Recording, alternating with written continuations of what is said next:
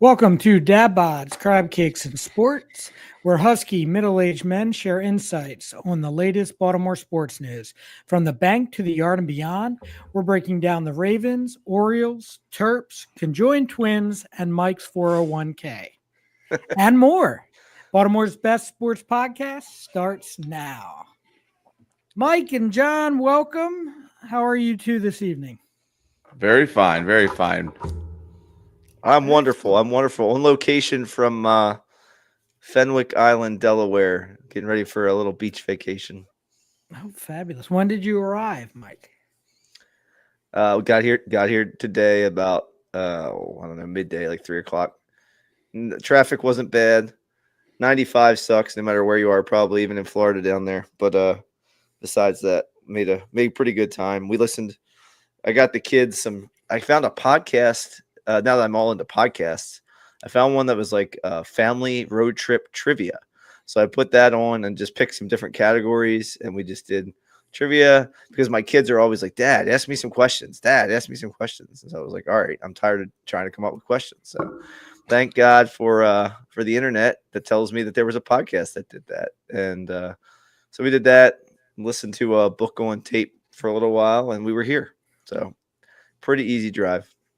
Oh, that's fabulous. John, anything new going on in your world? Not much. Just trying to live life, keep it up a day in and day out, and keep selling vehicles as the tariffs come in. Now where some of our vehicles are increasing in price. So if you're in the market for a new vehicle, you might want to buy one here in the next few days while they're still offering employee pricing and there's no tariff rates on any of these vehicles yet. So, I mean, Lincoln Nautilus is great. Well, what's the deal as far as like new versus used nowadays as far as pricing? Because I remember back during like COVID times and whatnot, like my daughter, we got her first. The deal was like we usually try to help the kids out for their first cars, and I bought Ashanti's first car from a coworker. It was a Nissan Sentra. The guy barely drove it all.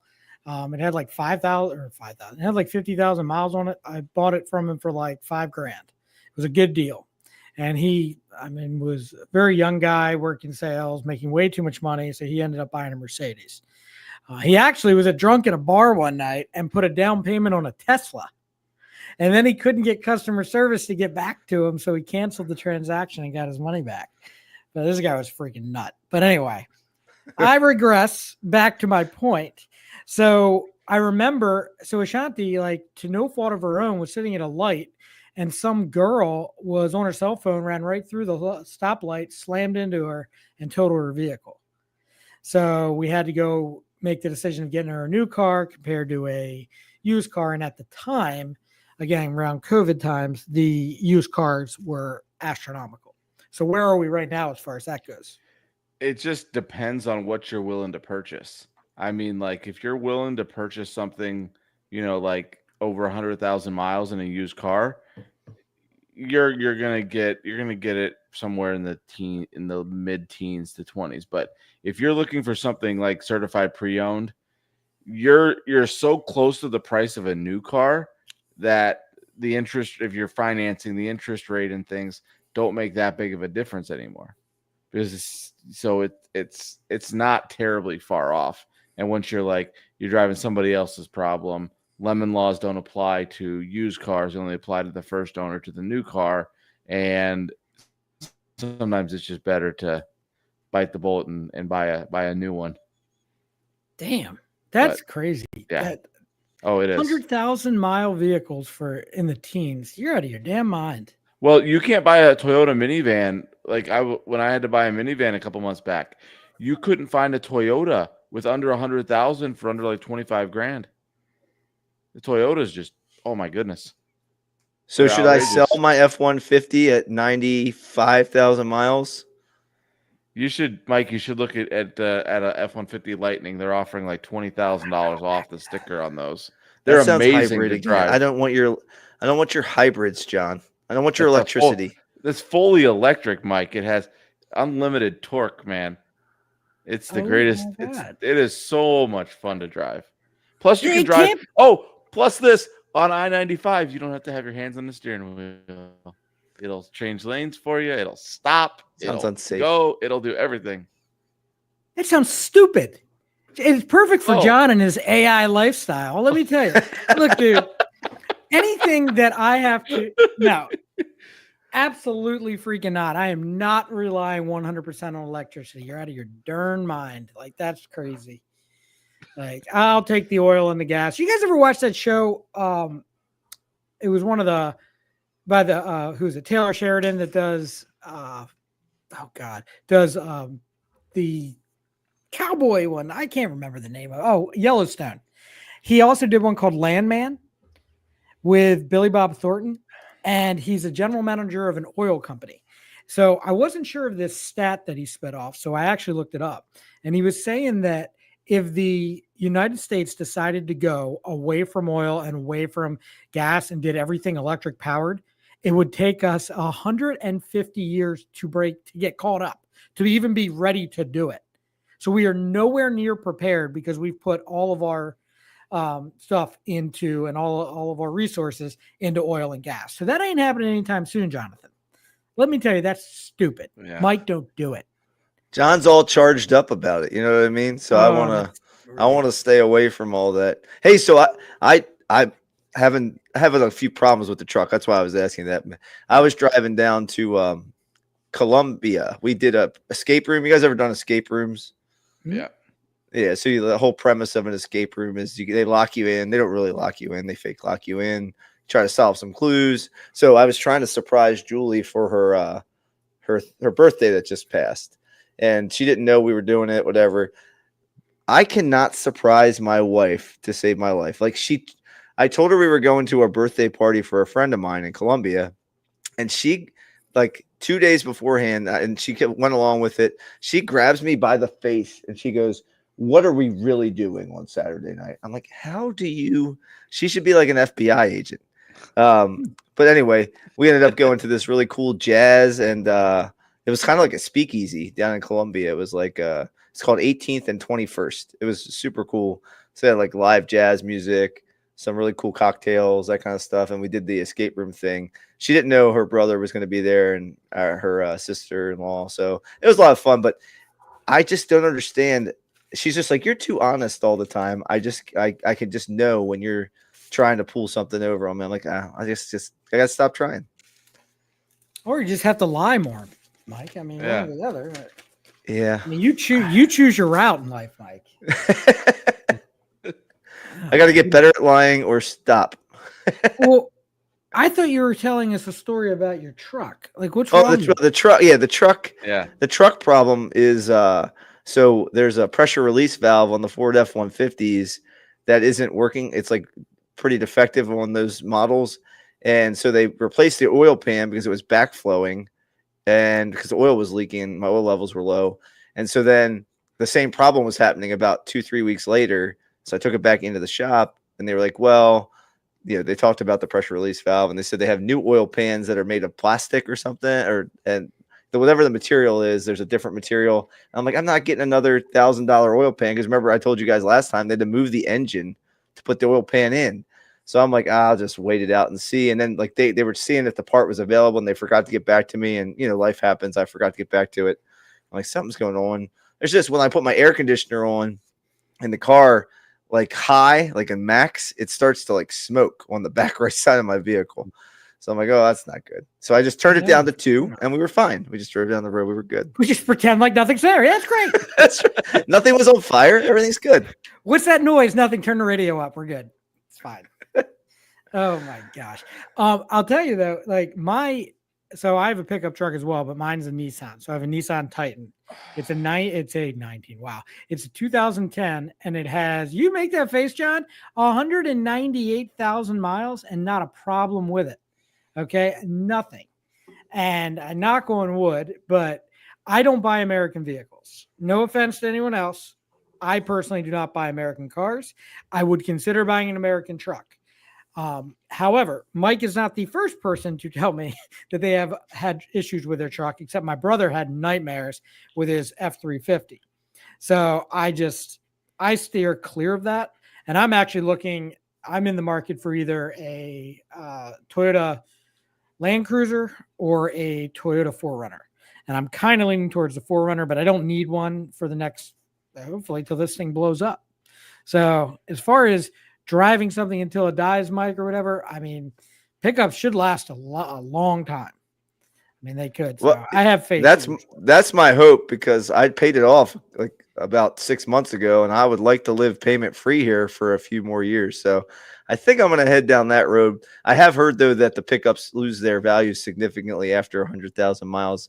Like, they're still pretty good at where I am right now. I just didn't want to miss out if I had to do it sooner. I mean, What not engine at do you the have, Mike? dealerships. Yeah. I mean, you could. What's that, John? What engine do you have? Because It's the twin turbos. It's the big one or the V6. little one, the 2.7 or the No, little 3.5? guys. Yep, the 2.7. So what's this with a wagon? Adam says, can't forget the wagon that you ran over my foot with, Jason. Oh, absolutely. So what's up with this wagon? I had my very White. first vehicle was a white Mercury Sable station wagon. You know what? I remember, I think your mom used to pick you guys up from school in that, right? Right. So I inherited that. I remember my mom that car. got a new vehicle. So my I mom got believe a you different called it the wagon. shaggin' wagon, if I'm not incorrect. You are correct. Yes, it was. We'll keep it at that. However, I did run over Adam's foot at a McDonald's because he was acting like a goofball. And I swear, Adam, wink, wink, it was an accident. But yes, this was after I think it was before basketball practice. We were leaving McDonald's and I ran over his foot because he was like on my car, something like that. Yes, the good old times, let me tell you. But yes, those are our vehicle situations. That's a good time. So anything else you guys want to tell these folks that's been going on in your lives? I did my first round of blood work. I go for my second round tomorrow. I've gotten back 11 markers, and so far I'm in range on all my blood work. Jess is in range on all her blood work. So we have a whole nother round tomorrow and a urine sample and all that crap. So we'll find out what we're deficient in, what we are, how long we're going to live, all that fun stuff. So we'll see. If I'm pregnant. Very good. You never know. There's going to be nothing left of you if you keep letting them take all the stuff. The blood and the urine, you're gonna have anything left. I know, that's what we're going for, Mike. It's one way to lose weight, I tell you. All right. Are you fasting? You're not fasting, are you? No. So I was gonna fast starting tonight, but because I'm getting the blood drawn tomorrow, I thought that'd be a bad idea. So I'm gonna wait until tomorrow night after I eat tomorrow and blah blah blah. I will be fasting for 72 hours again starting tomorrow night. But yes, okay. So let's talk some O's. We had our predictions, and our predictions were Mike said that the O's in their previous two series would go 4-2. John also said 4-2, and Jason said 2-4 with his pessimistic approach. We were all wrong as the O's went 3-3, which is fine. Again, fine. It's like kissing your sister, I guess. But what can I say? So we will make our predictions here at the end of this segment. But yeah, so John, anything you took away from these previous two series besides a whole lot of runs being scored? Well, I think that Mike and I were talking about this a little bit ago about Dean Kramer. It's kind of like, today he looked like the ace. He looked like Dean. He was hitting his spots. He was keeping hitters off balance. He was keeping them, he was one pitch ahead of everybody. But then, early in the season, he has a few struggles. And so if we can get Dean Kramer to just stay on the straight and narrow, do what he did today, do what he did last start, you know what? He could be towards the top of this rotation. And then I think Eflin's been hurt for a while. I was reading something else that hurt for a while. So, but with Povich coming back, I think Eflin will go to the DL with the tightness in the back, which probably still has to do with the left lat strain that he was off earlier this season. So I think, though, that Kramer is showing some stuff, and I think we may be able to ride him out if he can just stay consistent on all this. Yeah, I mean, the thing about Dean Kramer, I actually think if you looked at his numbers since April, he's probably been one of the more effective pitchers in all of baseball. But something about Dean is that he might not have the talent that an ace has, but he has 100% that bulldog mentality that you want out of a pitcher, like a stopper or somebody like that. I mean, I remember watching him pitch last year or the year before. I can't remember. It was just in the middle of a game, and he put a couple guys on base. He like walked them, and it like a light bulb went off, and he threw 3 consecutive high fastballs and struck the guy out. He went like 96, 97, 98. And I do think he gets to a point where he just goes into this mode where he's like, yeah, I mean, you're going to get my best stuff. And here we go. But Mike, it looks like I don't know. I know John, the first thing he went with was the pitching, but I mean, the O's scored over 30 runs in the series and the pitching didn't really catch up to much. Well, 22 in one game. that's a lot. So that means only 4 a game in the other 2 if you average it out, right? But yeah, I think they just exploded. The cool thing was the fact that they gave that game away down in Tampa, and then they did the exact same thing to them, up here in Baltimore when they had a 6-0 lead in the second inning. So it kind of felt a little bit like revenge on Friday night. So that was neat to see. My dad was actually at the game. I was glad he got to see a good one, and he said it was comfortable because it was kind of misty and the temperature had dropped. It was only in the 70s on Friday night. So a little different feel than it had been for the past week here in Baltimore, where it had been mid to high 90s all week and just humid and muggy. There's some encouraging, stuff with the bats, some consistency with Jackson, obviously, and Ryan O'Hearn feel like our most consistent hitters. But you see Urias has been pretty consistent as well recently. Gunnar has contributed pretty consistently here recently. So you're seeing 4 or 5 hitters and obviously Gary Sanchez, on fire right now. I saw some ridiculous comment about on social media about what are we going to do with Adley if Adley comes back because Gary Sanchez is hitting so well. I wanted to blow it up, but I just kind of keep my comments to myself for the most part, sometimes with social media.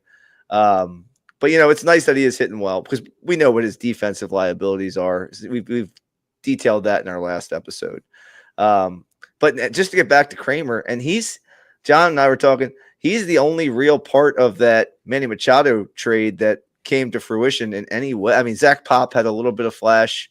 You said, John, he just got DFA'd today, right, in Seattle. So, he's the sole piece that we got back for Manny Machado. And he does have that, Jason, that bulldog mentality, which is nice to see. When he's pitching from the correct arm angle, and it seemed like that's what he was doing today, his pitch mix is really good because you can't tell what's coming. And I think when he's off, it's like he gets a little bit over the top more. When he has that little bit of it's almost like a 45-degree angle, it feels like, with his arm angle, he's really setting some illusion with the hitters. So it was cool to see today that he pitched well. Hopefully they can build on a 2 out of 3 with Tampa there. It's a good team right now. They're battling the Yankees for first place in the AL East. So to get a series win against Tampa is strong. Yeah, and anytime you get around this time of the year and things start heating up weather-wise, the balls start to fly a little bit down there. I mean, it was kind of one of those things where it's like you're just hoping something would change. And I mean, the weather's changed, switched over. I hear it's been pretty hot. It's hotter there than it is here right now. And I mean, we're freaking in, I don't know, what do you call it? A little north of Southwest Florida. But it's so this is when things start to turn around. You just want to hope that you have all the pieces in place. And they're doing this without their 2 very integral pieces in Westberg and Adley. And I guess Westberg didn't play again today, right, John? Did you? I know he did not. He did not. Right. So and I think they're trying to keep him out as long as they possibly can. I saw what he did again. It's just an irritation to that. I mean, the only thing you could really do is if you want to sit him down and put him on the IL retroactive to Friday.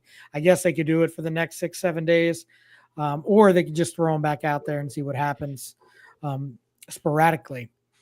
But yeah, I mean, being able to do this without all your main pieces, John, I mean, it is something to be said for that. Then we're going into Texas. for some tough games. I mean, it's again, but it's hot in Texas too. So again, hopefully They have a Bucks roof, line don't up they? there. They Have a do. roof I though. think it's an Yeah. option, but yeah. Well, and here's, I think this is kind of and I was just looking at something in here about Holiday. I think this could be like a changer for the next few years. Is we have a qualified number one leadoff hitter. We have I'm not gonna. I mean, all those years we had Brady Anderson hitting leadoff, and you knew Brady Anderson was going to hit leadoff. He was going to hit 20, 30, 40 home runs, give you the good on base with the steals. But Holiday is showing me that. I mean, the other night he went 1 for 7, which is atrocious.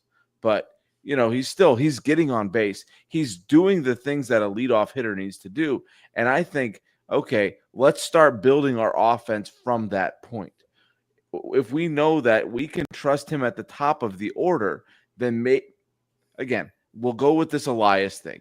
He won't do it, but then maybe next off season we can find another piece to kind of fill this lineup out. Well, but we know that at least our leadoff spot, our on base guy with speed, is in our lineup every day now, and that's not a question mark. Where I think that's been our issue is we haven't had that.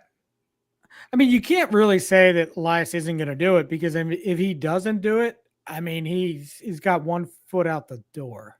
I mean, it's like if he doesn't, I don't think he's long for this job. So they definitely need some pieces one way or another. I don't know how that's going to happen. But I do take what you said about Holiday pretty seriously. I mean, the thing is, at his full potential, he could bat 1, 2, 3, or 4. Essentially, I mean, he's already huge for a 21-year-old kid, right? His arms are huge, his body's in great shape. So he can hit leadoff. He's not gonna when he's at his peak. I don't think he's gonna strike out a lot. He's not that type of hitter, but he can also put the ball over the field. What's he have? 10 home runs already? Something along those lines. I mean, yes, I believe. I mean, his second full year. This is essentially his first full year in the majors, right? So when you get over 500 plate appearance, 600 plate appearance, whatever it is, 500 at bats, he's a 25-25 guy waiting to happen. Then maybe he's a 30-30 guy. So things are going to change. If you ever watch Ken Griffey, now I'm not comparing these two because one's a Hall of Famer, one's not. And one's way far away from being a Hall of Famer. But Ken Griffey Jr.'s body, when he came into baseball, just go back and look at it. And Barry Bonds as well. Like, we know the whole Barry Bonds thing. But as Jr. got older, he got stronger, he got bigger, and he just started getting bulkier and bigger. They have the same build, Mike. Like, these guys are slim, slender guys, but very fast, all of them. So wherever you want to put him in the lineup, he's making a good case for it. Yeah, I think right now he's in the perfect spot, with his build currently. But there's no reason if they get a speedster, maybe like a guy like Enrique Bradfield comes up and he can be your leadoff guy and Jackson can be the number 2 hole. Same idea. But he is right, John. He's penciled in for the next, hopefully 5 to 7 years, somewhere at the top of your order. I really like Westberg as a 2-hitter, and then you got Gunnar there. And I mean, I think there's the left you've been looking for. I know that they like to have a lefty in the 2 hole to pull the ball so you can go first to third, but whatever. I think the mix and match is more important than that to me. But either way, also I wanted to shout out Ramon Laureano. If you look over the last 30 games, he's batting .308 with an OPS over 900. Like, that's ridiculous, especially from a guy who was supposed to be a 4th outfielder on this team and has been thrust into duty more often than not this year, just due to the outfield injuries we've had with Cowser and O'Neill, and those guys getting hurt. Kerstad, lack of performance. Like, Laureano has really stepped up for this ball club. He has 6 home runs over the last 30 games as well. And obviously his outfield arm is outstanding. Like, you've seen him make some excellent throws to home plate. So he's done a lot for this team, kind of an unsung hero under the radar. Thinking about All-Star break coming up, you saw that Ryan O'Hearn and Jackson Holiday, right, are both in the final 2. So correct me if I'm wrong, guys. They reset after the first round, and then they just vote on the 2 guys who are left? Yes. Yeah, that's correct. And then And then whoever doesn't make it, obviously they have the coaches, the manager choices. They could make it as an alternate. And Right. I mean, O'Hearn's competition was the Yankees DH, who I don't think Rice? is Ben Rice. So like Yeah, I mean he's O'Hearn should be the guy. Like he should be the guy. Yeah, 937,205 for votes for O'Hearn, 409,000. He doubled up the next nearest guy. right. So I mean, there's nothing here. right. And Ben Rice could be a nice player. I mean, I don't think all-star when I think Ben Rice. I guess the question then comes is O'Hearn an all-star if this is the Orioles of last year or the year before where you had like 4 or 5 guys? Probably not, right? But because they need somebody to go. But for a team that started as slow as they did and started to rebound a little bit, to have 2 guys potentially penciled in to go to the All-Star game would be a nice recovery on the way to hopefully recovering the season a little bit. I don't know where we're going to go with all this, but you don't know. I did want to say something about Laureano. Laureano's only 30 years old.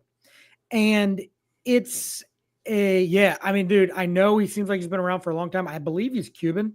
So he had the defection thing at one point.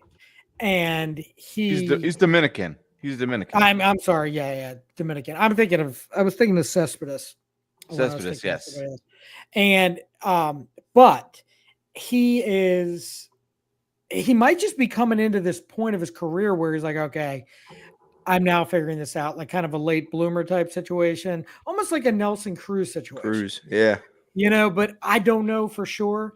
Like he could garner a decent amount of money, but nothing that this team couldn't pay. Or if they make the decision that they are going to go ahead and start selling off pieces, he should be able to bring you something back for a contender, like something good, not just like a couple AA prospects or something like that. Something that would help. But I mean, this is an important player for a team that's ready to contend. It sucks that we're sitting 11 games out of 500 or something along those lines. Yeah, 7 games back in the wild card right now, going into tomorrow. And looking at the series that we have next, we have to face DeGrom and Evaldi down in Texas, which is kind of a scary prospect. Hey, before we get too far along, guys, if you don't mind, I want to finish up that segment I started last week where I talked about, if you thought these guys are going to be around, current people on the 40-man roster when we actually contend. And I talked about pitchers last time, and I really want to go over the list of hitters with you guys. So if you don't mind, I'm going to go through a list of Oriole batters, and if you could just tell me whether or not you think they'll be around when they contend Absolutely. next. Remember, Jason, you said that could be as soon as next year, whatever it is that you think it might be. So whatever contention is. All right. So Maverick Handley. Yes. In the organization, yes. On the team, no. Yeah, Basayo might be in that spot. You never know. But he also might be a first baseman. I'm not sure. Adley. Yes. Gary Sanchez. No. Yeah, I'm with you guys so far. Chadwick Trump. No. All right. Infielders. Gunnar Henderson. Yes. Jackson Holiday. Yes. Jorge Mateo. No. They said he's getting close to healthy again. He's doing a lengthy rehab stint right now. I'll be curious to see when he gets healthy. I think they're just saying, "Hey, you just stay down there for a while, buddy. Just work on some things." He's getting the Ubaldo Jimenez walk through the parking lot treatment. Yeah. Good time. Kobe Mayo. Yes. Ryan Mountcastle. No. Yeah, I agree there. O'Hearn. No. Emmanuel Rivera recently called Hold up. on, wait, time out. What was that, Mike? Why don't you explain? I don't know. Like O'Hearn, I think it's just his, he might age out. That's all. 93. I mean, so he was what? He's 32. Is that right? I don't know. He might not be around. He's just playing so well. I like him, but I do think he won't be around.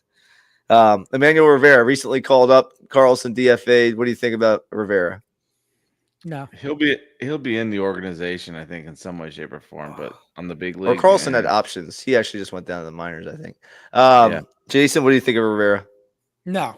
I Okay. think he's a very good piece for them. And I mean, he hit like he was shot out of a cannon earlier this year. And hopefully they can get that again in his sporadic playing time. But he's only up here for Westberg being hurt.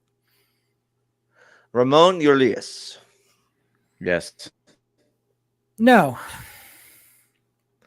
Luis Vasquez. No. In the organization, not on the team. Sure. Jordan Westberg. Yes. Yes. Okay. So now we're in the outfield. Dylan Carlson. No. In the organization, up and down on the team. Okay. Colton Cowser. Yes. Heston Kjerstad. No. Yes. Ooh, fight about it. Tell me why and why not. John's been trying to get rid of Heston Kjerstad since we started this radio show. Absolutely. Like, I look at him and look how he's swinging. There's something that he's missing.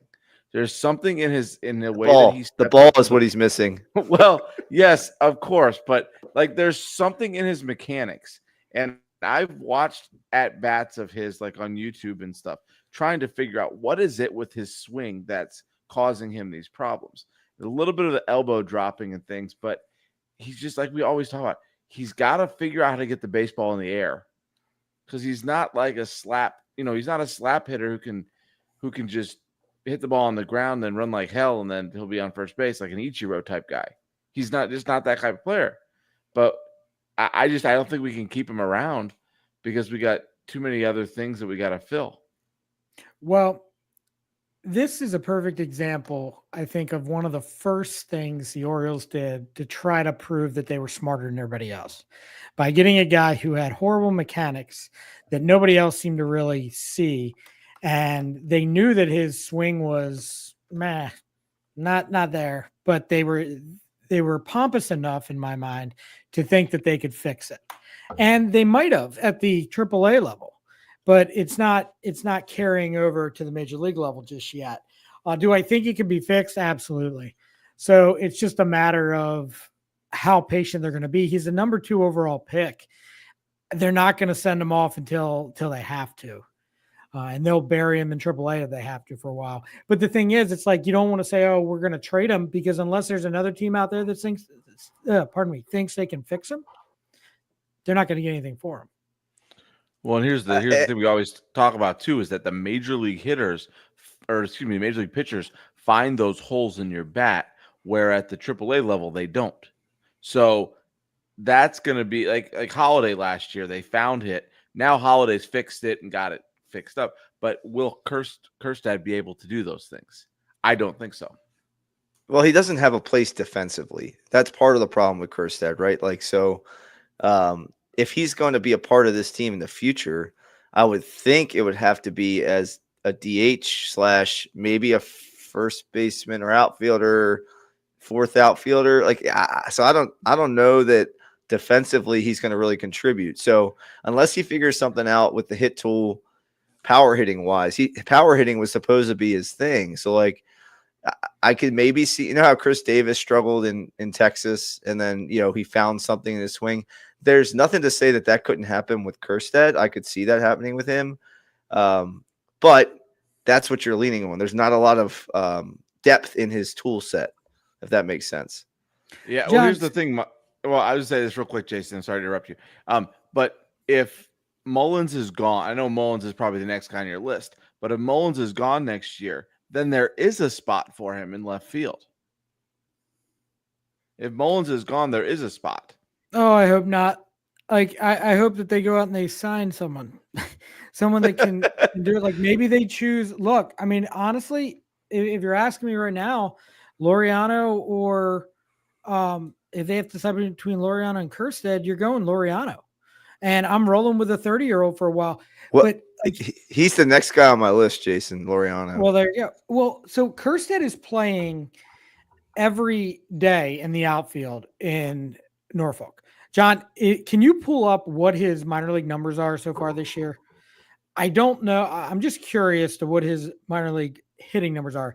But Mike, I would do that. I would just say, like, you need a DH. Like, why can't we just do an everyday DH? We don't have to be flexible and have like, oh, this other guy, like, it just match up and blah, blah, blah. Take a guy that hits the ball over the fence and put him as your DH. And if he can get to that point, there's your position. DH is a position. Sure, So- as long as he hits both lefties and righties, I'm okay with that. But he's got to be able to at least show some consistency hitting against lefties to do that. Which he did in the minors. He just, again, Right. is not translating over to the major leagues. And it's so for me, I do think he will be on the team when they contend, because again, I think they'll be contending, if not the end of this year, next year. So yeah, I do think, I don't know if he'll be productive and how long he'll be here, but that's what Do you think Dylan Beavers has jumped over him, or do you think I do. he's still the next guy? So I think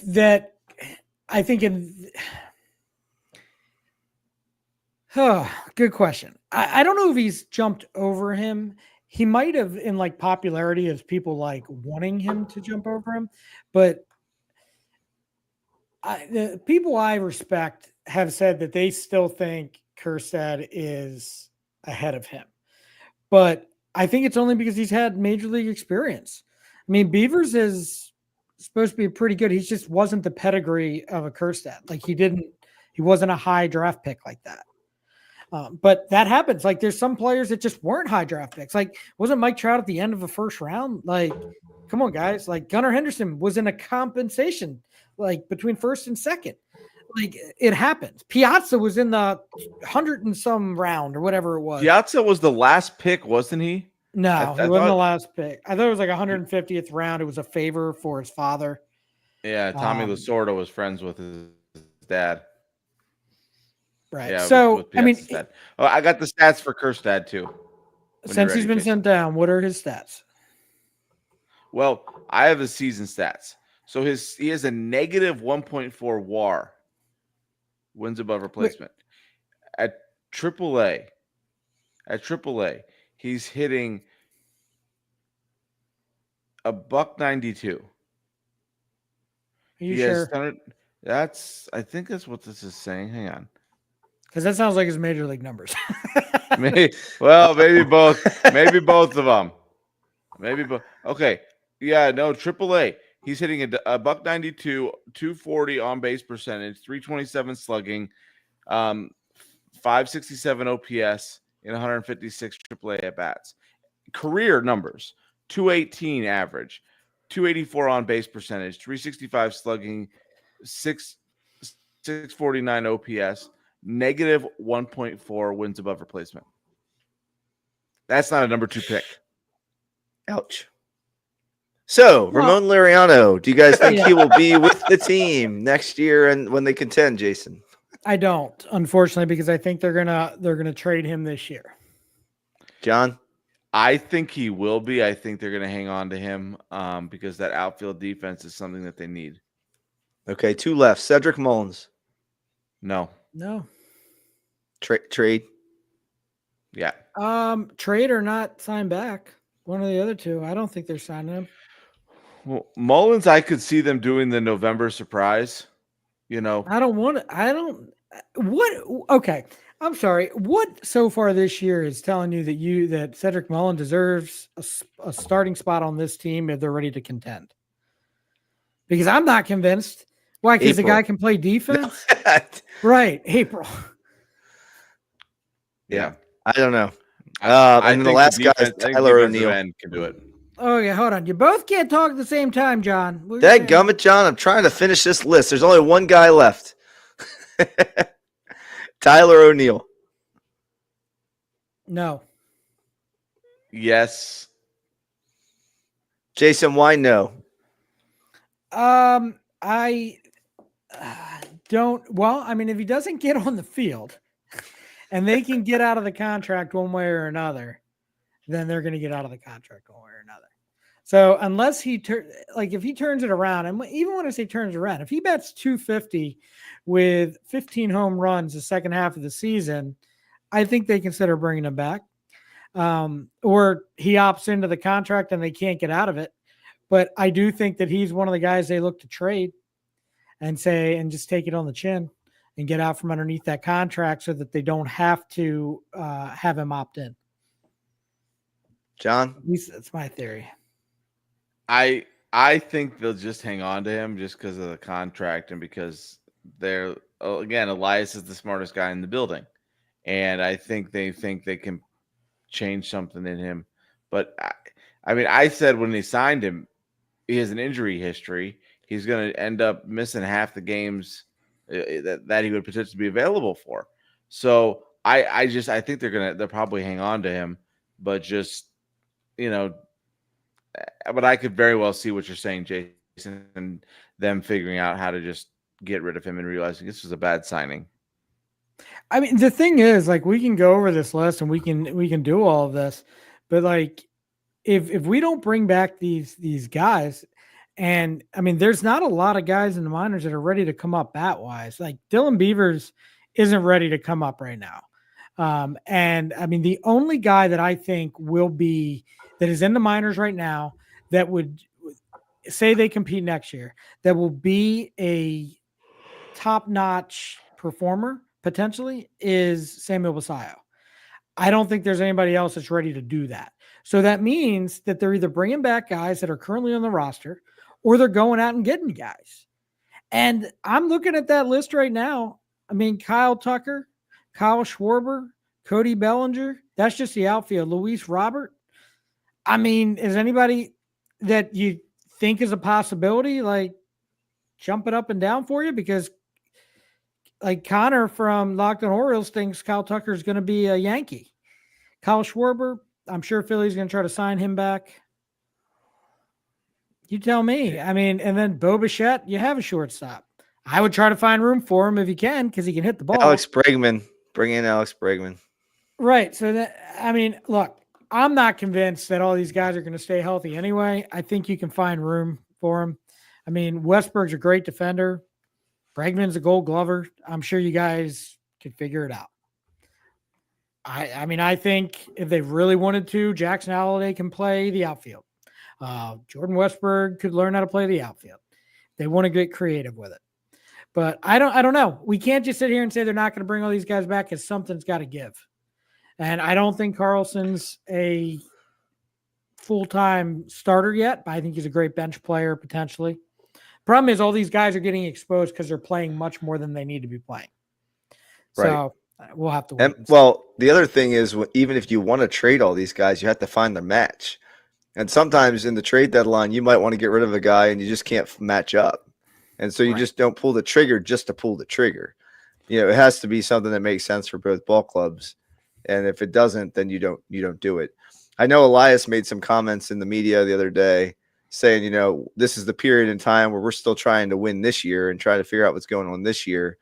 But he did say that they can't wait till a couple of days before the trade deadline to get things done. So it sounded to me like he's given a waiting period here up to the All-Star break, maybe a little bit afterwards, and then we're going to start seeing some movement at that point. Let me ask you guys this question. So we both agreed that Mountcastle's not going to be here. Who's the starting first baseman next year, Mike? I mean, if you're asking me, I'd like to see a Basayo Mayo Adley combo, you know, with catcher first base. Somehow, you know, DH, whatever that looks like with those guys. To me, that would be ideal in my mind. Jason, who do you think's playing first base opening day next year? Kobe Mayo. Is Basayo on the That's roster backing up Adley? Absolutely. Yeah, he might DH. So they might keep a third catcher. They might do something along those lines. It depends what the rest of the roster looks like. But Samuel Basayo is definitely on the roster next year. I mean, Mayo is doing nothing but helping his calls with the way he's been playing lately. I don't know his exact numbers. They're a lot better than they were earlier in the year. I know it was off of a position player, but for him to get his first home run like that has to be a huge monkey off his back, because he absolutely hit a piss missile. And for that to that kind of stuff needs to happen. So Well, he hit that huge rocket for his first career homer the other night, and then he hit another one today. It just ran out of gas in dead center, and I mean, he's got the pop in the bat. I think Mayo does. So we'll have to wait and see. But Jason, one of our listeners just chimed in here. He said, "Trade O'Hearn." Dan said, "Trade O'Hearn. Hope will come back on a 2-year in the same role. Trade Uncle Gary. Get September Sammy. Trade said O'Neill needs to do a ton of stretching instead of lifting this offseason. We're stuck with him." Any thoughts on those comments? Yeah, I mean, it's kind of what we've been saying for weeks now. I mean, I'm down for the O'Hearn trade and handshake deal. Go win a ring with the Dodgers or with the Yankees or whoever you're going to go to. We'll take your prospects, guys that are ready to hopefully come up here very shortly, or even the Reds. I heard the Reds were rumored. None of that. Like, the offer I saw didn't blow me out of the water, but that's fine. But yeah, I think that's a possibility. Now the other two, I mean, Gary Sanchez is eventually this is going to slow back down. Now, Gary Sanchez isn't as bad as he did when he first started. He's not as good as he is right now, but he's somewhere in the middle, and somebody will probably want to bat like that in the playoffs. It won't. Now we're talking lower level guys that could potentially be good. So you're not going to get anything huge, but why not? That's fine. But you also have seen what's happened to Adley. He might just be here and they might just say, you're here and we're not going to trade you because Maverick Hanley's what you've seen so far. So I'm okay with Gary Sanchez staying here till his contract runs out if need be. Cedric, he's got to play better for you to, I mean, they're going to trade him or they're not going to sign him back, one of the two. But for them to get anything back for him, like the thing about Oriole fans and probably other baseball fans, we think our players are the greatest ever in trade deals. So we'll take Mike Trout and we'll go ahead and give you Maverick Hanley. How's that? That sound good? Okay, let's do that. It's like, it doesn't work that way. This isn't fantasy baseball or what's a fancy game out there? MLB The Show. Like, you actually have to perform for teams to want you. Absolutely. I mean, I think that's probably what's going to happen. I don't think there's any way Cedric's. I mean, like I think there's a potential he could be back, but I just, again, the more I think about it, I should have answered no. I think Kowser's just going to be a better overall performer on the field.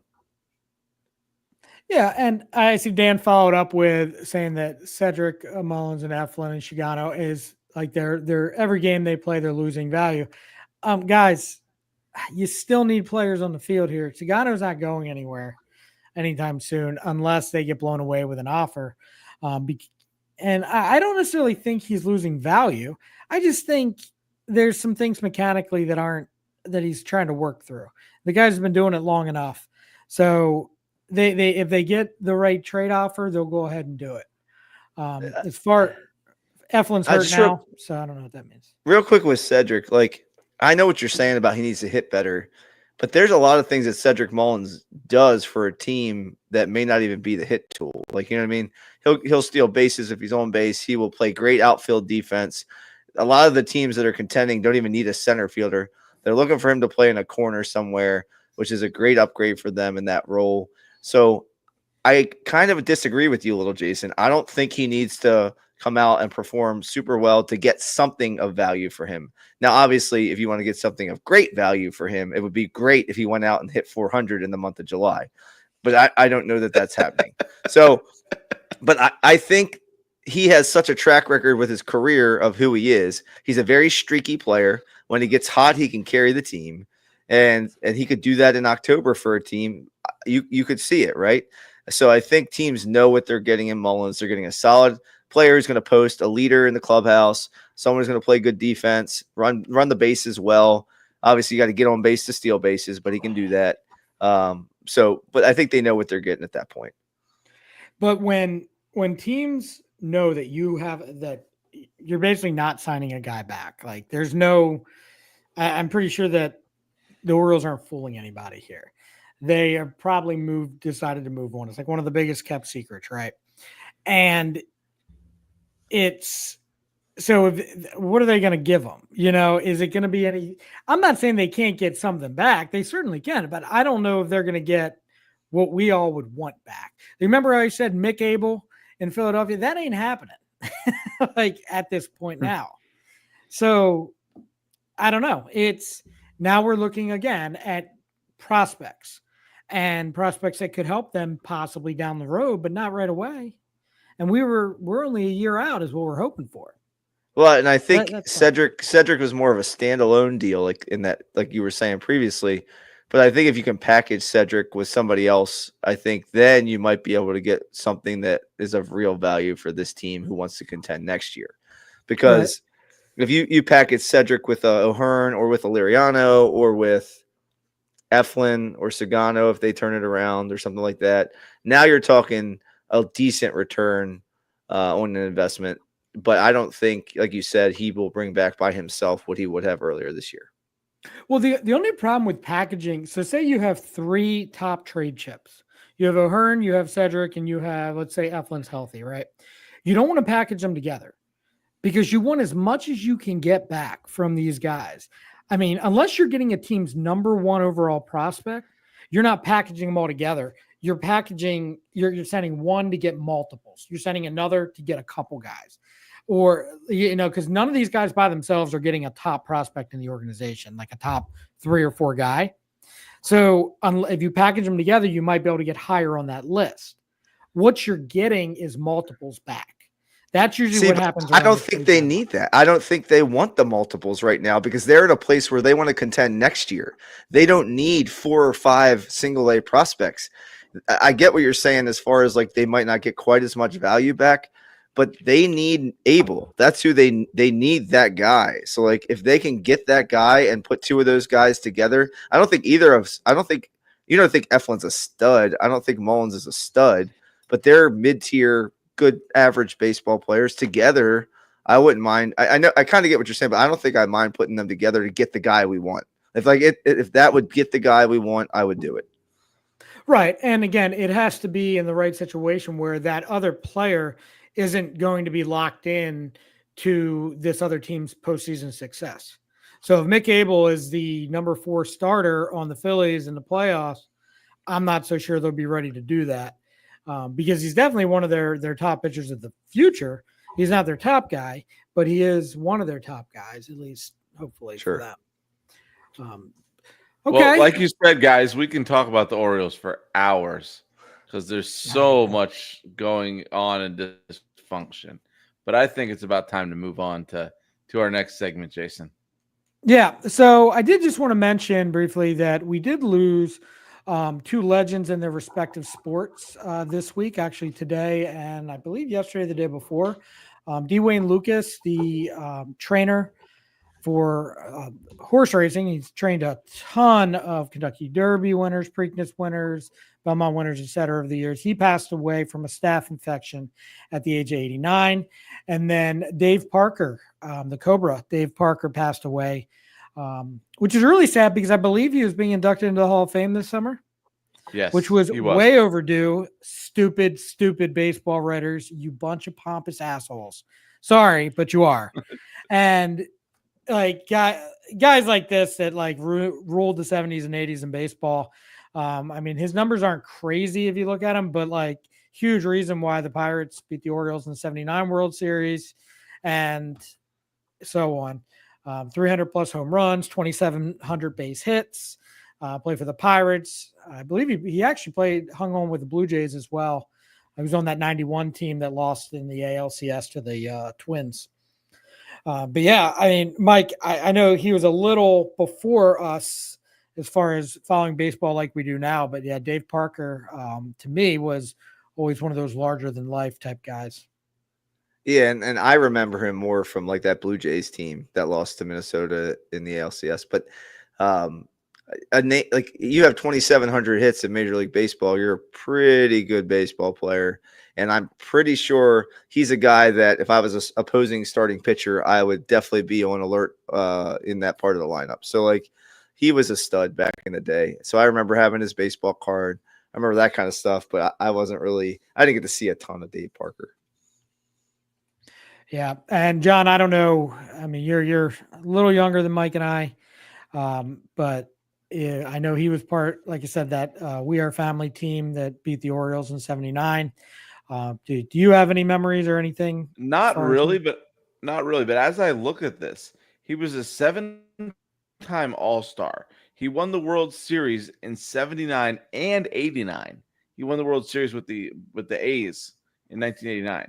He was the NL MVP in 1978. Three-time Gold Glove, three-time Silver Slugger, two-time NL batting champion, one-time NL RBI leader. I mean, you say those things, and that screams you should have been a Hall of Famer. Like you should have been in. I mean, you're the best of the best for for a majority of 10-year span. And again, I never really saw him play because I was like a real little kid.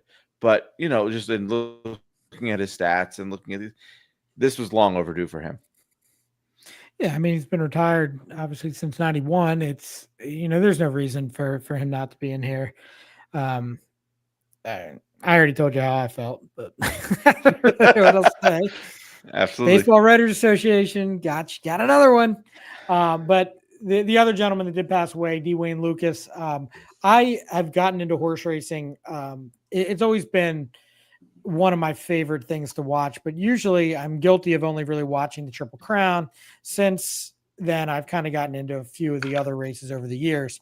But it's always been Bob Baffert and Dwayne Lucas for me as far as the two top trainers. Dwayne Lucas, just a few little stats for him. I mean, let's see here. He won 4 Kentucky Derbies, 7 Preakness, and 4 Belmonts with his different horses.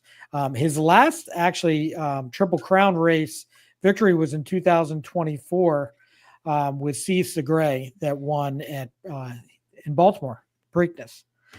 So he always spoke very highly of the Preakness, and having it at in Baltimore. Is always a big fan of that place and wanted it to stay there for long term. And I believe they're moving it to Laurel next year temporarily or something. I don't know. You guys might know more about it than I do, but Jason, did you see this? That he won the Triple Crown in 1995? he didn't win the Triple Crown. Yes, he did. He won all 3 races just with different horses. Oh, okay. Haha, funny. Okay. So he almost won the Triple Crown in '99 with Charismatic. I don't know if you guys remember that, but the horse Yes. pulled up lame, and the jockey jumped off the horse at the end and held his foot up, the horse's foot up, so that he wouldn't put his weight on it, and ended up saving the horse's life. Unfortunately, I can't remember the guy's name, and I feel bad, but the jockey actually ended up committing suicide later. He was a very troubled guy. But Dwayne Lucas from that time took the high road and always did with all of his guys and just defended his jockey, saying because he got a lot of criticism for how he handled the race, how he did different stuff. And it was just kind of, I've listened to a couple podcasts to get prepared for this, and every single one had nothing but nice things to say about him. He said he finally the last cowboy has passed away because he always wore a cowboy hat, Armani suit, stuff like that. I don't know, Mike, do you have anything to add to this? I know horse racing is the number one thing you turn on TV every day. Yeah, I don't race horses, but Dwayne Lucas and Bob Baffert are the 2 names I hear like constantly when it comes to horse racing. So clearly he's a legend. I know you talked about the Triple Crown events. I know he won a ton of Breeders' Cup stuff too. Like he's got, if you look at his history and he's a Hall of Famer in a bunch of different places, he's just one of those horse racing legends. So sorry to hear of his passing. And, Baltimore has its connections with horse racing with the Preakness, obviously. So sad to see that go on. Absolutely. And John, did you have anything else you wanted to add? No, I didn't. I just was looking at the stats, and it's like he's won everything in horse racing that you can potentially win. I mean, Breeders' Cup, Breeders' Cup Fillies, Breeders' Cup Juvenile. He even won the Breeders' Cup Sprint and Turf and Distaff, whatever that is. And the class. I mean, there's not really a race in the United States that he hasn't. He didn't win in some way, shape, or form. You guys know he was also a basketball coach. He was a high school basketball coach. He was an assistant at the University of Wisconsin, and he was a head coach, basketball coach at Wisconsin. Gosh, you might know this, John. What's that other school up there? It's Lacrosse. Yes, He was at Wisconsin Lacrosse for 7 years as the head basketball coach. He has a master's degree in education, and he Mhm. taught high school at Logan High School in La Crosse, Wisconsin. Mhm. Not really. Woohoo! All Go right. high school Horse hot- teachers. Not really a horse racing hotbed in Wisconsin. Nope. They don't like to race in the snow, I don't think. All right. Before John rushed us through the last category, we forgot to do something. We didn't have any punishments tonight because, again, none of us guessed correctly what the Orioles' record would be over the last 2 series. So the Orioles play Texas for 3 and the Braves for 3 this week. John, do you have a prediction on how the O's will finish? We'll go 500. All right. John kissing his sister. All right, Mike, what are you doing? I hate. I'm gonna go 2-4. Oh, you're taking the Weisbecker route. Yeah. Negativity.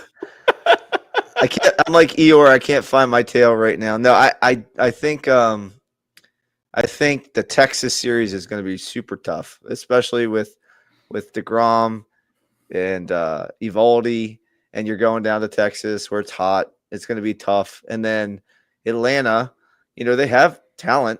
It just depends on how we decide to play down there. So I think we get one in each of those. I think we're very similar to Atlanta, actually, and as far as our disappointment goes and whatnot. I'm going to take, Senor Poopy Faces, I'm going to go 4-2. I'm going to switch roles with you guys. So, Mike, you said 2-4. John said 3-3. I got a lot of roles, Jason. I'm a dad bod, so. Attaboy. All right. There we go. So you have it. And we'll see. At Yes, least John. one of us will win, hopefully. I hope you're right, Jason. Unless they get swept in both of them or get swept in one of them, at least one of us will win. Way to go, John. Way to bring the bad juju into the conversation. Yeah, count on you. All right, Mike, you want to tell everybody where they can find us? Yeah. If you're looking for Baltimore's best sports podcast, you can find us at Facebook Live. You can find us on YouTube. You can find us on Instagram. You can find us at Dad Bods, Crab Cakes, and Sports. And wherever you get your podcasts, Apple Podcasts, Spotify, go ahead and give us a click, give us a like, give us a follow. And you never know what we might say. So just come on and watch and listen and have a good time with us every Sunday night and every Wednesday night. Fabulous, fabulous, fabulous. All right. Our next segment, Mike, are you prepared for the ballpark figures segment? Oh, yeah. I got a good one tonight. I was actually I originally had one, and then I'm going to cut it out. We might do it another night if I can find a better source. But I was going to do the top 10 MLB walk-up songs and see if you guys could come up with a list of music. But I decided to divert from that path. And today's list is going to be the top 10 leading scorers in Maryland Terrapins basketball history. So you guys are going to have to list the top 10 leading scorers in Maryland Terrapin basketball history. John, do you want to take a nap or? And then So we'll go with. So what do you want to start with, Len Elmore? No, we'll go with Juan Dixon at number 1.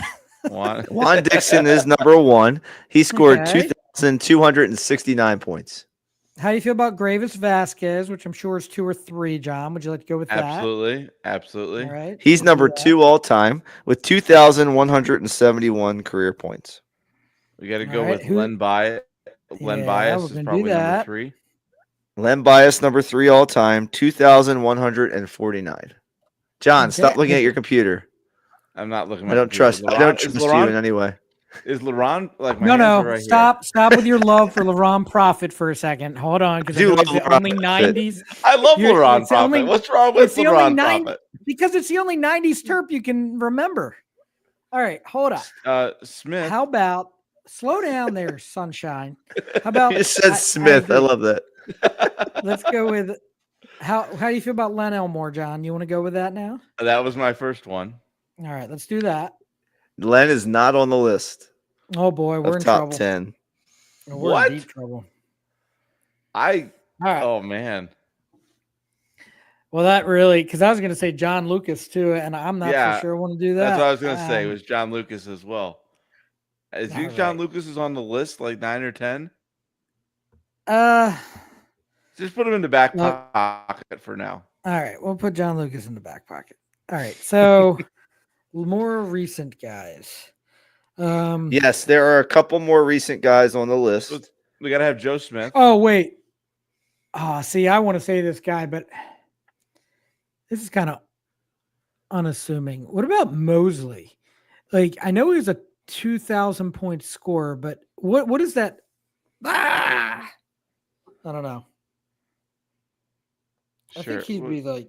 You think he's Joe definitely- Smith? Okay, I'm gonna say John Lucas because I need to get one on the board, and I'm John Lucas is number 6 all time with Okay. 2,015 career points. Didn't Mosley have 2,000 points? I don't see him on my list unless my list is wrong. Oh, thanks, Mike. no. That saved us a strike. My You can list see I'm was about to pull from my hair out. a reputable site. Mine's Do from Joe my Smith, brain. Do you think Joe Smith is on this list? Well, Joe Smith, I think, was only here for 2 years, maybe a third. It scares me to say Joe Smith. Maybe a third. Yeah, it does. It does. But I'm thinking of like big time scorers at Maryland. Let's see. No. Off the top of my head. Steve No Francis X-ray hit. wasn't here. Steve Francis He's only here wasn't 1 long year. enough. Right, he wasn't here long Steve- enough. Steve Blake was not really a scorer, but just because he was there for 4 years, it makes me think about it. Yeah. More recent. When you say recent, Mike, do you mean like early 2000s? Yeah. So Mosley had 1,103 career points. Okay. Then it was 1,000. So he had 1,000 points. Maybe that's what you were thinking of. It was. Yeah. So let me give you a couple hints here. Try to help you with fill out the list. So there's a player from the 16 to 20. There's a player on here the same time as Juan Dixon. And then a couple older. Oh, Lonnie Baxter. One Lonnie from the Baxter. 70s. Lonnie Baxter. Lonnie Lonnie Baxter is Baxter on has here. to be on the list.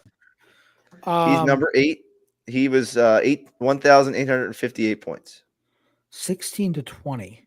Was he a guard or a forward? Did you say yes? Guard. Oh, okay. Was he a guard or a forward? Yes, he was. Yes, Okay, he played good. basketball. Perfect. 16 to 20, huh? I want to say 16 to 20. When was Mello Trimble there? That was Yeah, that would have to. That would. I was saying no, but Mello he was only 3 years though. Yeah, but he carried those teams, so it very well. Watch Mike's facial expressions when you say the names, Jason. That'll give it away. Like, hey, Julie, if you're watching, we know when Mike is when Mike is telling the truth. He's very honest. He said he was honest. If you guys try to hold my face across the internet, I'm going to be in trouble. Well, what was his? Wait, when I said Mello Trimble, what was his facial expression? It was sort of a half smile. So, oh my God, John. I don't know. 16 to 20. I'm trying to remember. That's the only. Oh, who was the guard? He was a guard. He was that a guard. Was on the. It was It's gonna drive me crazy. He's from Virginia. He's a 4-year star or 4-year player. He was on the last team that won the ACC, or not, sorry, the Big Ten. That was the team, Mike, his senior year that they didn't play because of COVID. Started with a C, Correct. didn't it? Yes. Damn it, John. Anthony Cowan. Anthony Cowan's number 7 all time with 1,881 points. You're missing Mike. You're missing number 4, number 5, number 9, and number 10. One is old, but 2 from the 70s, 1 from the 80s, and 1 from the early 90s. Gary Williams isn't on this list, is he, Jason? I don't think so. I think one of the guys a senator, Mike? Yes? Yes, he just yes, I just saw the nod. I saw the I head can't nod. remember. Is it see, I could blow this, John. Is the last name Bradley? Bill No, Bradley. he didn't Bill play at Bradley Maryland, was did the he? but he didn't play at Maryland. No, I It don't think was, Bill Bradley played. Where did Bill Bradley play ball? Do I have to start the Uh, Jeopardy music here, boys? No. Let's Okay, get you some said there was a guy guesses from going. you said there was a guy from the 90s. Walt Williams is Yeah. on that list. He is not, unfortunately. What? Oh, No. All right, so that's our 2 strikes. 90s. and Joe. We didn't want to Keith go with Booth? Joe. Keith You wanna Booth go is Keith number Booth? 10. Okay. Number Okay. 10, 1,776 career points. Well done. We're missing 3. You're missing So- 4, 5, and So 9. we're You have heard of all 3 So- of these guys. Joe. We already Yeah, said Lucas. We already said Elmore. Well, the other guys are now in the 70s and real old. Yeah. 70s and 80s. Oh, okay.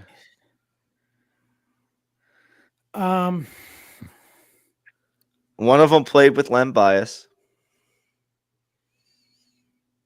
I don't know that far back.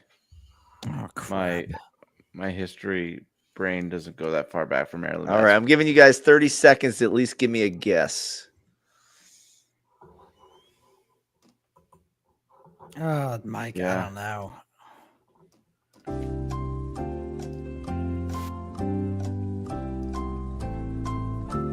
Yeah, I have no idea.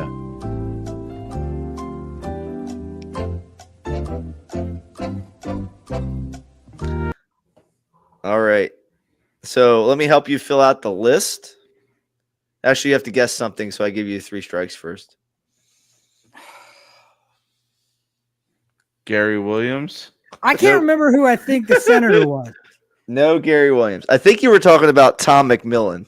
I was talking about Tom McMillan. Yeah, Tom McMillan was the 9th leading scorer with 1,807 points. You missed number 4 and number 5. Number 4 was Albert King, and he was from 77 to 81, and he scored 2,058 points. And then number 5 was Adrian Branch, It's, Adrian. and he was 81 to 85. He scored 2,017 career points. So if anybody was wondering, 20. Bill Bradley went to Princeton. He was a It wasn't Tiger. Bill. I did not think it was Bill Bradley. I was thinking Tom McMillan the whole time. Yeah. Yeah. I'm just I stupid. thought so, Jason, but I didn't want to give it to you. But I thought that's what you meant. Adrian Branch pisses me off because that one I should have got. All right. Well done, Mike. Way to stump the group. Appreciate that one. Yeah. All right. As always, that was a very fun segment, Mike. I like it. Ballpark Figures is the name of that segment. All right. Next is another little list that we came up with of announcers / sports talk show hosts, whether they might like be a football announcer, color, or a regular announcer, or they might be the host of some talk show, for instance, like a Shannon Sharp, who was on this list. So the idea was that 3 of the guys you would no longer have to hear for, thank God, we wouldn't have to hear ever again. And guys on the list are like Shannon Sharp, Colin Coward, Nick Wright, Jason Whitlock, Stephen A. Smith, Kendrick Perkins, Max Kellerman, Chris Collinsworth, and who was the other guy? Joe Buck. Joe Buck. Yeah. All right. So, and then anybody else that we have as well. I mean, I can go first, you guys, and I'll give you one right away. And I cannot stand this guy. And if he stops speaking, it would be great. Skip Bayless, I cannot stand. I think he is garbage I just think he's garbage. And I think you know why I think he's garbage. He's just pretty terrible. Yeah, I mean, can we also put players on here too that talk too much? Maybe I'll save that. I love to hear your opinion. Yeah, I mean, one of the guys I have is LeBron James. One thing I cannot stand about athletes, coaches, whatever, is just because you do something for a living, number one, it doesn't make you an expert in life.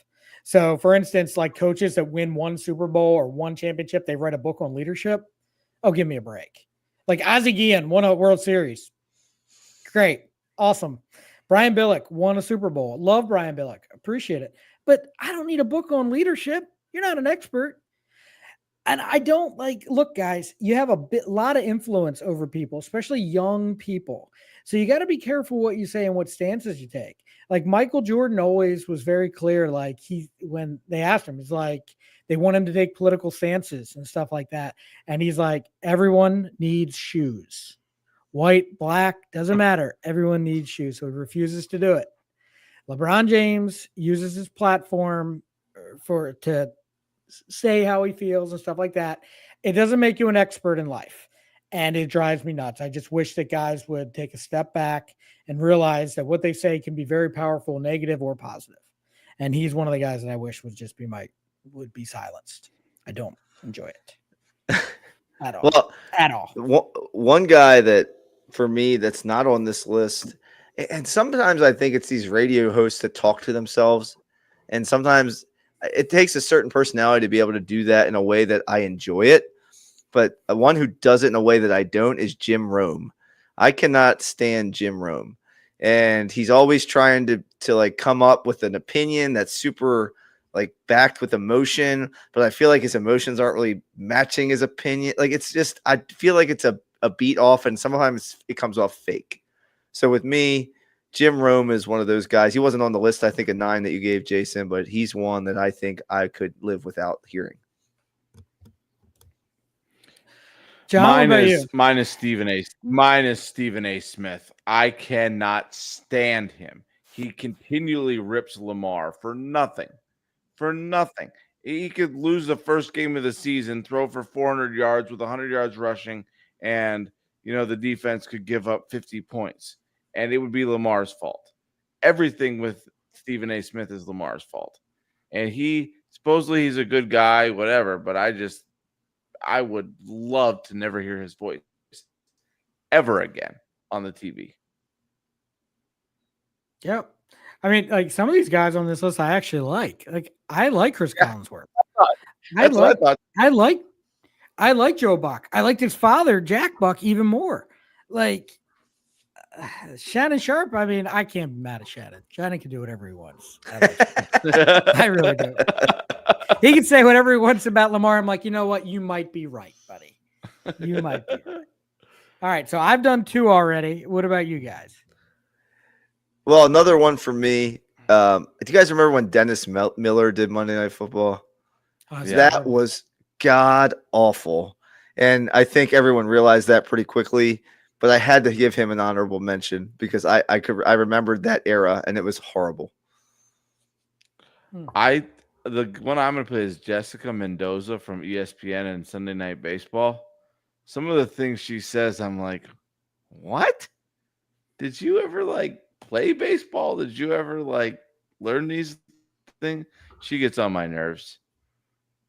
And then the other one on this list that we had here was Max Kellerman.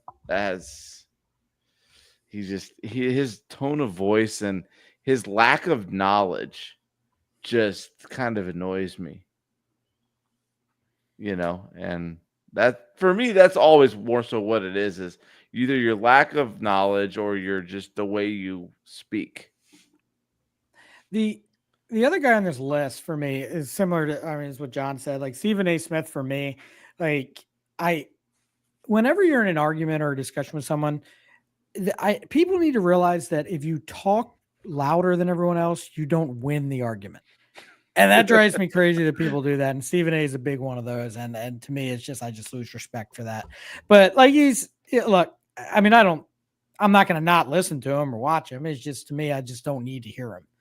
And then I guess my third, but he's not on this list, I kind of went off on this guy last week, is Emmanuel Acho. I cannot stand him. I think he is terrible. I don't know what he has done in life to deserve any sort of platform like this, because I guess he made a couple rosters. But yeah, to me, it's this guy has, you see other players are just like, okay, sure. Whatever. Did you have anybody else, Mike? My other guy was Skip Bayless. When he and Stephen A go back and forth, I just turn the television off.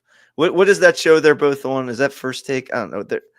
Yeah. They are like, I like what was it, Kornheiser, the ones who did Pardon the Interruption. That was awesome. Like, those guys argued in a way that was tolerable to one another, and it was quick, it was interesting, it kept my attention. Stephen A, like you said, in Bayless, it's more about how to win an argument about whether or not they're right or wrong. Facts don't really play a role. Like, they're just yelling over each other or trying to pick apart the other person's argument based on semantics. It's not ever about the actual subject matter. And then it's just it's inflammatory for the sake of being inflammatory, to get people riled up over a topic that may or may not be interesting. So it's just to get viewers, it's to get likes and clicks, and I can't stand those guys. John, did you have anybody else? John, you're muted, buddy. Not really. I the Stephen A. Smith is the guy who just gets on my nerves, and then when he goes out with his political crap and then all the other stuff, just what's funny though is, did you know that he and then like conservative commentator Sean Hannity are really good friends? Like, him and Sean Hannity are very good friends, which is kind of a funny that dynamic there. But yeah, I think. Yeah, I mean, so who are your guys' favorites? Who's your number one favorite? Like, I got different sports, different guys. Like, John Miller's probably one of my favorite of all times for baseball. For football, kind of a toss up. Al Michaels for every sport: horse racing, football, hockey. I mean, you say baseball, and then Bob Costas for me, obviously. All of those type of guys. What about you, Mike? Jim Nance is one of my all-time favorites. Oh, I love the Masters and all that kind of stuff, and just his voice is, whether it's NCAA basketball, whatever he's doing, he's awesome. Kevin Harlan, I talked about him, I think, on a previous podcast. I love when he does football games. His enthusiasm, it's always well timed. He's well spoken. So those two guys stick out above the rest for me. John Miller, like you said, was a really good one. Jason. Mm-hmm. Yeah, I was going to say Al Michaels and Kevin Al Michaels and Kevin Harlan. I love the one. Then there's the streaker, and he's like, run, young man, run." I mean, he's always very good, very animated, and has that like good tone of voice and the way he does the games. He wasn't. He was on the broadcast, but Lamar did that spin move, and he's like, he is Houdini. Mm-hmm. I'll tell you one guy that I don't want to forget is actually one of the reasons why I wanted to get into this type of stuff. Two, I've told you guys about Chris Berman before, but the other one is Chuck Thompson. And yeah, I was younger, but it's what got me into this. Like, I remember my aunt somehow got tickets for me to go to Chuck Thompson's award ceremony that he had. It was, he was older when he could barely see anymore. And my aunt ran into Robbie at Robbie's first base in Timonium. And he's like, "I have 2 tickets. Do you want to give it? I know your nephew is interested in sports announcing and stuff." So I sat at his table with Chuck Thompson's wife and Chuck Thompson. And the piece of advice he gave me, ironically enough, was don't do horse racing. It's the toughest thing you'll ever do. And I said, "Oh my gosh, that's terrific. Man. That's funny." Hey, another good one. I know I'm not a big NBA guy, but Kenny Smith on NBA on TNT. I really like him. And actually, I don't mind the go between Shaq and Charles Barkley. It's kind of fun to watch once in a while. But I do not like Stan Van Gundy. He's not one of my favorites. Well, from what I've heard, though, it's funny. Like Charles Barkley, Kenny Smith, actually all of those guys, Shaq, all those guys on the show are like 4 of the nicest people and charitable people you'll ever meet, like to the guys they work with, to people outside of that. You've heard stories of Shaq, what he does to people when he walks into Walmart and stuff like that. But Charles Barkley too, like, has always been one of my favorite people of all times, like as an athlete. And then anybody at all that does the NCAA tournament, I love. It doesn't matter. It's probably just because I love the NCAA tournament. like in general, but whoever does March Madness, love it. It's great. And I should probably just say too that like it really wasn't just like attack, like LeBron specifically, but like any of these guys at all, like within the sports realm, when politics get involved in it for me, I just want to turn it off. I go to sports to hear sports. I want to do this. I want to focus on that. Anything more, it's just like we got enough stuff going on in the world. If I want to find some, I'll go to Facebook and there'll be something negative. If I want to turn on the news, you'll find something negative. Sports are where like you want to get a different outlet. And for these guys to kind of bring it into it sometimes, and I understand the mindset, but I'm just like, yeah, I mean, I'm not a fan anymore.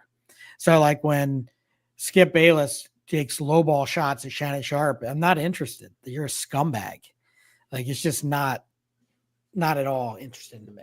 So that's it. That's my tangent. Yeah. Hey, one more honorable mention for hockey.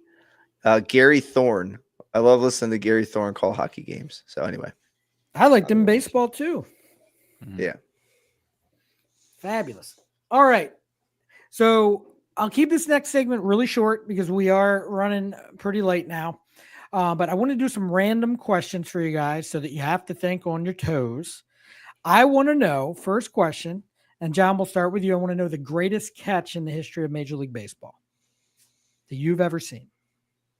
Whether you saw it on video, whether you saw it live, whether you saw it, whether you were dead, whether you weren't born, whether I think the Willie Mays where he's running full speed straight back, catches it in one motion, turns and whips the ball back.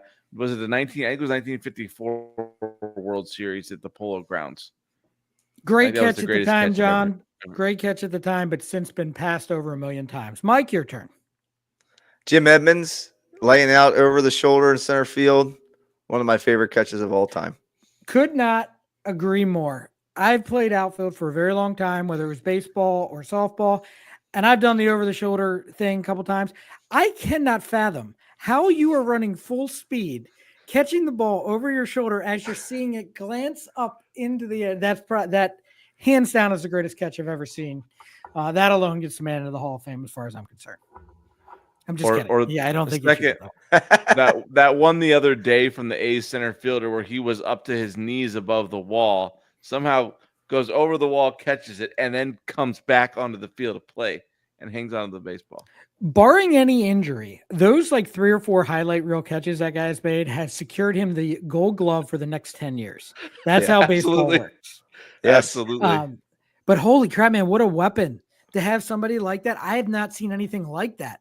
Like, yeah, you're right, John. I mean, some of those catches are crazy, but to do it over and over and over again, and the one against the Orioles when he ran 100 miles per hour into the fence and still held on to the ball. Holy mackerel. Hey, honorable mention that Mike Trout catch I saw.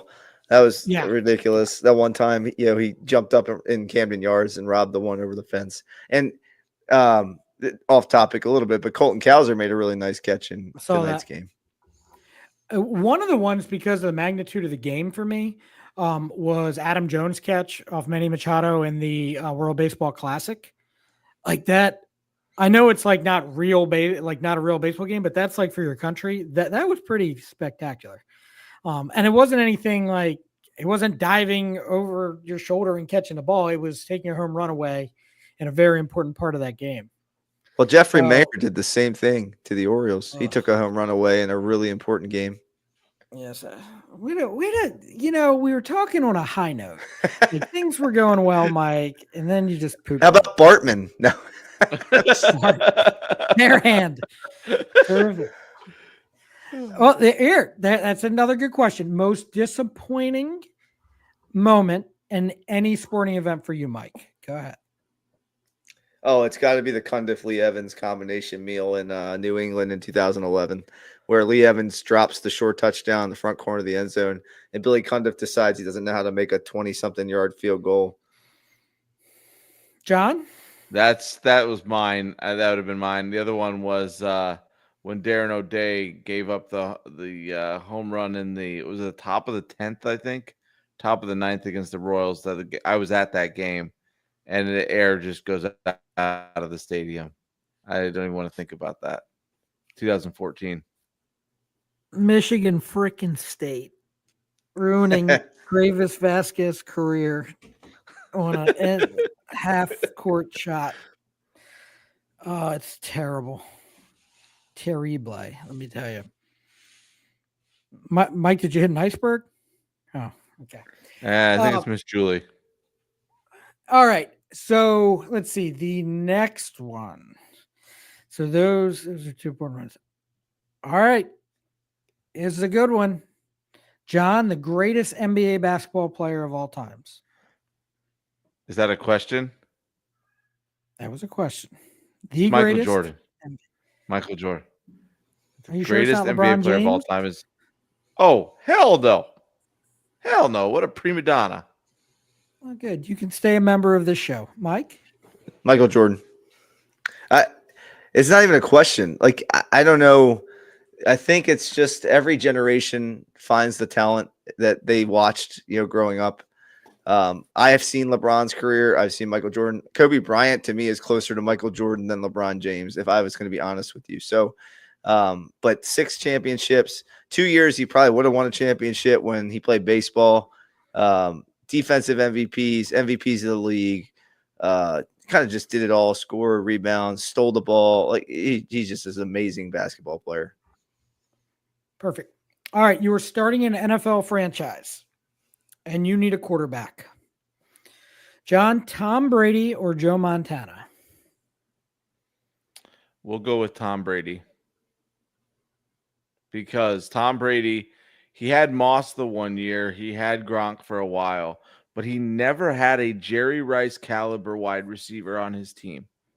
He made the receivers into who they were, except Moss. I'm taking Moss out of the whole picture. Moss was a different animal, but look at Julian Edelman. Look at all these guys that he took from kind of no-name receivers to turning them into, I don't know if they made all pros or anything like that, but they became very, very good. And that was Tom Brady. Whereas, you look at Montana, he had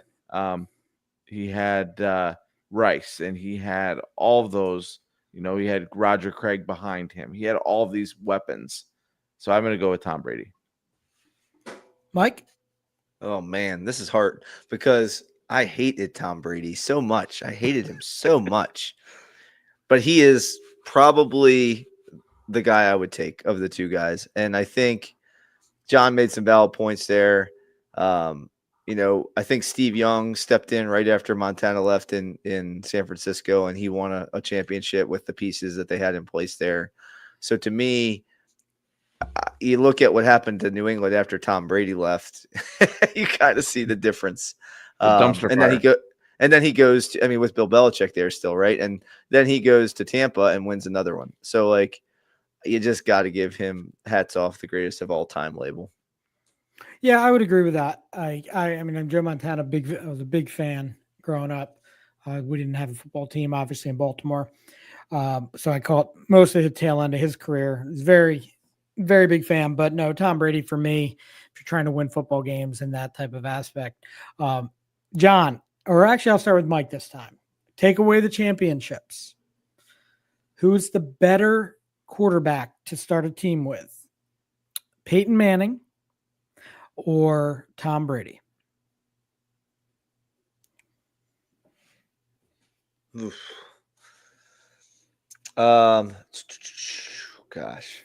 So Peyton Manning is, like, arm strength wise, tools wise, cognitively, probably the better quarterback physically.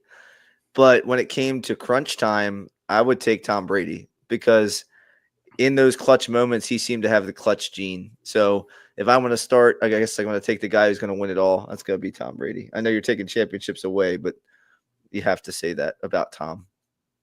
2 words for you: Pierre Garçon and Austin Collie. John wants to mention not having talent on your team and making a good quarterback. Holy crap. Okay. And then Reggie Wayne, like, look at how good he made Reggie, and Dallas Clark. Okay. Like, average football player in Dallas Clark became above average with Peyton Manning. Like, that's the perfect example of having a quarterback, in my mind, that makes everyone else around you better, like to that highest level. John. But I'm going to go with same arguments with Brady because look at Manning. Manning had Edgerrin James and Marvin Harrison forever, 2 Hall of Fame players. Brady Hall of Fame didn't players have. because of the numbers that they put up with Peyton Manning, because they didn't do it with anyone else. I mean, Wayne a little bit with I who's the said young Marvin kid? Harrison and Edgerrin James. I'm not even throwing in Oh, Reggie Edger and Wayne. James. Edgerrin Okay, James. so Edgerrin James okay. was an amazing running back, even when I believe he went to the Cardinals afterwards, where he was. I believe he was with Kurt Warner. Was he with Kurt? I don't remember. Right. Might have been with Kurt Warner. But Edgerrin, I mean, that's the difference. Brady never had a Hall of Fame running back with him behind him. He had Lawrence Maroney and Kevin Falk and those sorts of guys with him. Where Manning always had that number one target in Marvin Harrison and that stud tailback, and he had a very solid offensive line with Jeff Saturday and those sorts of guys. Where I think Brady made the players around him better than Manning did. But Manning was I think he was much more analytical and much more laser focused football person that I think you might rather have a Manning starting your team because he'll coach the whole team, where Brady was more of I have great physical talents. I'm going to make the team on the field better. I think Manning would make the team in the locker room, on the practice field, and other positions better. So I'm gonna go with Peyton Manning. Well, okay. Just let me rebuttal to that real quick then, John. You kind of split the fence there. We talked about Pierre. Who was it? Pierre Garcon. Who was the other guy you mentioned, Jason? Austin Collie. Is that a dog? No. There's some receivers that Tom Brady played with that he also kind of made, David Patton. You think about guys like Deion Branch, Wes Welker, Danny Amendola, Chris Hogan. There's some guys in here, David Givens. Like they had their receiver. He played with Mike Evans, he played with Randy Moss, he played with Troy Brown. There's some pretty good players, but there was also some other players that weren't as talented that he made better. I think we could agree on that as well. But the receivers in Tom Brady's offense were never the main categories. There were always the tight ends, whether it was Gronkowski, whether it was Hernandez. So it's like that was always, and then kind of going back to what John said about the running back position, it was never in New England's game plan to run the ball that many times. It was always throw the football. And so they never had that big running back. They never drafted that big running back till later, and they didn't draft correctly. And they didn't have those guys. The best running back they had was unfortunately, I'm sorry, I can't remember his name. It was a guy from Cincinnati that didn't work out and then went to New England. They won the Super Bowl. Yeah, Corey Dillon. Corey Dillon's the best running back. The law firm. What about the law firm? Oh, God. Ben Jarvis Green Ellis, baby. Oh, my goodness. All right. Well, that is my random questions of the evening for you fellas. So, Jason, what was your answer to the last one? Who would you start your team with? Peyton Manning. Peyton Manning. Let me give you, I'm going to give you one more, because I need to somehow bring Baltimore into this. So you're starting a football team. You need, you need a number one pick. Are you taking Patrick Mahomes or are you taking Lamar Jackson? Try to keep your homer hat down, John. Who are you picking? I'm picking Lamar. Because full Lamar, career, not just today. Oh, yes. Oh, no. I'm taking Lamar because I think Lamar can do more with it. Because if you're let's put Lamar on the 1999 Cleveland Browns. Put Lamar today on the 1999 Cleveland Browns. Why did Tim Couch fail? Or the 2002 Texans. Why did Tim Couch and David Carr fail? David Carr fail. Why? It wasn't their lack of skill. It was the lack of an offensive line to keep them upright. It was the lack of skilled players around them. Lamar does more with less than Mahomes does. Mahomes has had one of the greatest tight ends of all time on his roster the entire time he's been there in Travis Kelce. Lamar has had Mark Andrews, but Mark Andrews was learning right along with Lamar. So I would take Lamar because Lamar can make a terrible offensive line look good. He can turn plays that should be losses into positive plays with his scrambling, with his athletic ability. Where Mahomes, I don't trust him to do all of those things the way that Lamar has. So if you're going to put him on the 96 Cleveland Browns, 2002 Texans, I'm taking Lamar because he can improve the whole offense as a whole. Mike? That's a pretty good argument, John. I would take either of them, first of all. But Come on, Mike. You got to pick Wouldn't one. that be nice? No, Wouldn't that be nice? I'm taking Lamar Jackson. I think he just the aspect of his running ability takes him to a different level than Mahomes. Mahomes can scramble. He's good with his legs, and he makes really good decisions. He might be a little bit more accurate, but Lamar has shown over the last couple of years great improvement in his accuracy, his ability to throw on the run, his escapability in the pocket and looking downfield without just running the ball. So he can do some of those things that Mahomes can do. But Mahomes can't do the thing he did, against Tennessee where he spun and, whatever, all these things where he's breaking tackles and going, 60 yards for a touchdown. So, he's not a play-breaking quarterback in that way. So I just think Lamar can do more things. So I'm going to agree with both you guys. And the reason being, because if you look at Mahomes, he seems to struggle in, obviously, if teams get a pass rush against him in the Super Bowl is when he struggled. Philadelphia, and then when Tampa Bay beat him. But that's with any quarterback, right? Like when guys can get to you, causes you to make mistakes. But without certain weapons playing at a high level for him, he seems to really, I don't want to say lose a step, but not be as good as he potentially could be. Where Lamar has done, like John said, has done more with less and continues to do that than Mahomes. Like Tyreek Hill and Travis Kelce in Mahomes' pocket, Lamar doesn't have anyone half as good as those guys. Like Mark Andrews, as of right now, as he retires in a year or two, isn't going to the Hall of Fame. Travis Kelce is, as probably the best tight end to play football. One of the top ones, because he's won a bunch of championships. Still, I compare him to Shannon Sharp, guys like that. They're on the same level, right? Mark Andrews isn't there yet. And then Tyreek Hill, in my mind, is a better wide receiver than anyone Lamar has ever had. He hasn't had that. So, and then some of the offensive linemen that Mahomes had are top-notch offensive linemen over the years as well. So, yeah, I mean, that would be my pick. I mean, Lamar Jackson would. And then I would take Lamar over everyone in the NFL right now, active players, if I was going to do it, as far as choosing a quarterback. I don't think I couldn't think of a second, maybe because I like Josh Allen. I like the type of guy he is. He'd be one I would definitely consider as well. All right, fellas. Good. Well, we can move on to our final segment, and we'll try to make this one a little quick because we are keeping everyone pretty late. So we have our blast from the past. I gave all the guys here, I gave both you guys the autonomy to choose either a Ravens player or an Orioles player. So, John, would you like to kick us off with blast from the past, where we are trying to pick either a Raven or an Oriole that may or may not have had a huge impact on the team that we may have forgot played for the team? Yes. Okay. I have for the Ravens. He's a quarterback. He was drafted 1992, 6th round out of East Carolina. He was drafted by the Jets, played for the Jets, Bengals, Saints, Ravens, Cardinals, Eagles, and Bears. He made one Pro Bowl in 1995 with the Bengals.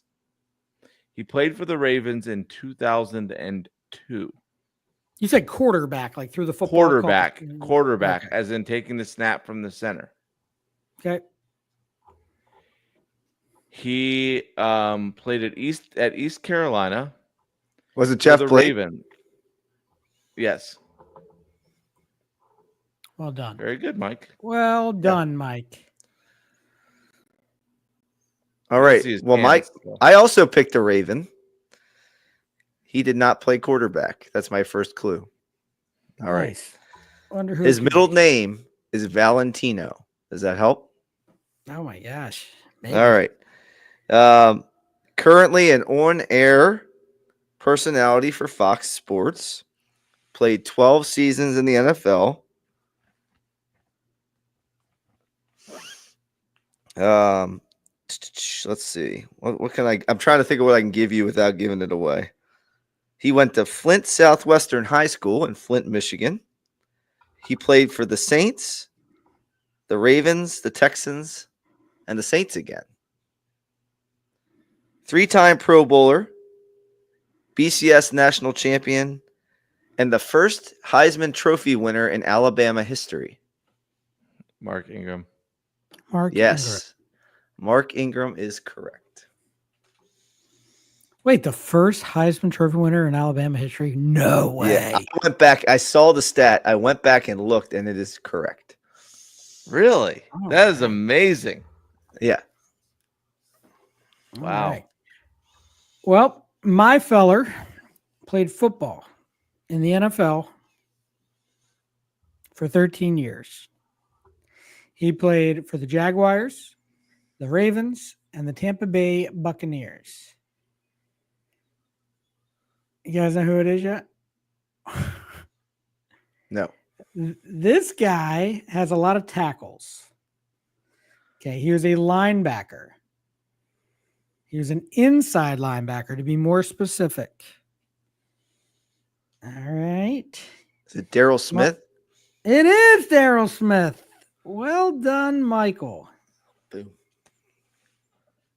You guys didn't even let me get out the fun stats. I wish You I know was the that good at 3 years? Jeopardy. I'm not even close at that at Jeopardy. By the way, who's Well, hosting Jeopardy next week? Who lost? Oh, I that'd am. be you. That would be you. All right. That's right. Hey, so real quick before we wrap, Jason, I want to give a shout out to the Ravens. I don't know if you guys saw this. I was talking to John earlier. They hosted some type of like scouting school for former players. I saw this on NFL Trade Rumors.